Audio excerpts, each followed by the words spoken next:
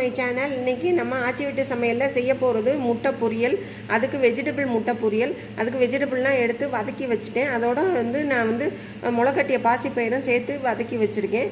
உப்பு போட்டு வதக்கி வச்சுருக்கேன். அப்புறம் முட்டையை 4 முட்டை அடித்து வச்சுருக்கேன். அப்புறம் உப்பு, எண்ணெய், மிளகுத்தூள், மஞ்சத்தூள், அப்புறம் தாளிக்கிறதுக்கு சோம்பு, சீரகம். வாங்க இப்போ வீடியோக்குள்ளே போகலாம். இப்போ நம்ம முட்டை பொரியலுக்கு நம்ம எண்ணெய் காஞ்சிருச்சு. சோம்பு, சீரகம் போட்டு தாளிச்சுக்கலாம். அடித்து வச்சுருக்கேன் முட்டையை இதில் ஊற்றிக்கலாம்.